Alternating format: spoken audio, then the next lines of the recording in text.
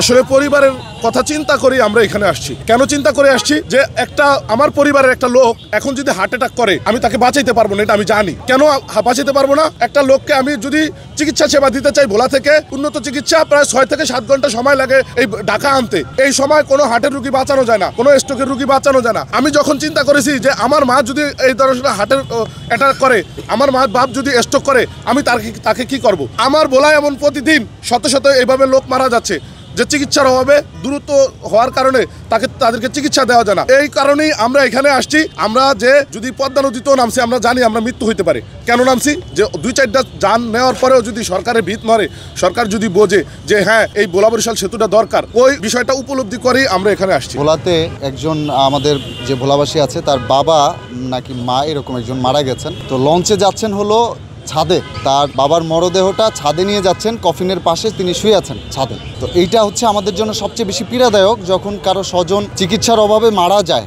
আবার অনেক সময় আমাদের সবচেয়ে বেশি সমস্যাটা যেটা জানেন, যে ভোলা রাত্র 10টা বা 10:15টার পরে ভোলা থেকে সারা বাংলাদেশ কার্যত বিচ্ছিন্ন হয়ে যায়, লঞ্চ যোগাযোগটা বন্ধ হয়ে যায়। এরপরে ওই সময় যে কেউ অসুস্থ হলে প্রাথমিক চিকিৎসাটাও নিবে সেই অবস্থাটাও নাই। আমাদের ভোলা সদর হাসপাতালের চিকিৎসা ব্যবস্থার যে অবস্থা, এখানে মনে হয় যে একটা গ্যাস্ট্রিকের রুগী যেও তিনি এটাকে সেফ ফিল করে না যে তার ওই চিকিৎসাটা ওইখান থেকে নিবে। পাশাপাশি যে ডায়াগনস্টিক সেন্টার বলেন বা অন্যান্য যে প্রাইভেট প্রতিষ্ঠান আছে, কেউ ওই জায়গাটা রিলাই করতে পারে না। তখন হয় কি, একটা রুগী যখন রাত্র 10টার পরে তার কোনো ট্রিটমেন্ট পায় না, ন্যূনতম সেবাটাও পায় না, তখন তিনি আসলে অসহায় বোধ করেন। ওই রুগী, ওই রোগীর পরিবার সবাই মিলে অসহায় বোধ করেন। একটা পর্যায়ে তখন হয় কি, মৃত্যুর কোলে ঢলে পড়তে হয়। আমি যদি ভোলায় থাকলে আমি মারা যাবো, আমার একটা হার্ট অ্যাটাক হইলে আমি মারা যাবো, আমার একটা হইলে মারা যাবো। প্রতিদিন প্রতি বছর এরকম হাজার হাজার লোক মারা যায়। সেই ক্ষেত্রে 2-4টা লোক মারা গেলেও যদি সরকার এইটা দাবিটা পূরণ করে, অন্তত পক্ষে তো কিছু লোক কম মারা যাইব, অন্তত পক্ষে কিছু লোক তো স্বাস্থ্য সেবা পাইব, চিকিৎসা পাইব। বারবার কইতাছি, সরকার যদি আমাকে দাবি না মানে তাহলে আমরা তাদের কিন্তু ফাড়ে ফুটে সিরিয়া বিরিয়ালাইমু।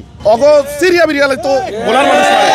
আমরা চুপচাপ আছি। আমরা চাই এই সরকার আমাকে সরকার, কিন্তু ওরা যদি আমাকে সহযোগিতা না করে, আমাকে লাগে প্রতারণা করে, বাটফারি করে, তাহলে ভোলার মানুষ ফাড়ে ফুটে এলাইব, সিরিয়া বিরিয়া লাগবে, কেউ বসে থাকবে না। আমরা প্রধান উপদেষ্টা ডক্টর মোহাম্মদ ইউনূসের বরাবর এবং দৃষ্টি আকর্ষণ করব, আমরা স্মারকলিপি প্রদান করেছি এবং আমি দৃষ্টি আকর্ষণ করবো যে আমরা শান্তিপূর্ণ আন্দোলন করতেছি। যদি আমাদের এই যৌক্তিক দাবি, আমি মনে করি না এটা আমাদের দাবি, এটা আমাদের অধিকার, আমাদের ভোলা বরিশাল সেতু আমাদের অধিকার। এই যদি অধিকার না মানা হয় তাহলে আমরা আরো সামনে কঠোর থেকে কঠোর কর্মসূচি ডাক দিব।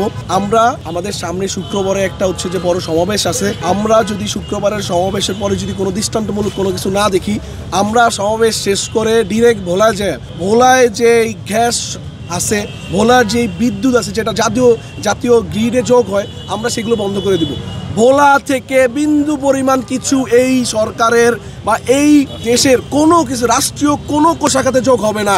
বিন্দু পরিমাণ, সেটা হোক গ্যাস, সেটা হোক বিদ্যুৎ, সেটা হোক হচ্ছে যে ইলিশ মাছ, সেটা হোক সুপারি, সেটা হোক যে কোনো কিছু, ভোলা থেকে কোনো কিছু বের হবে না।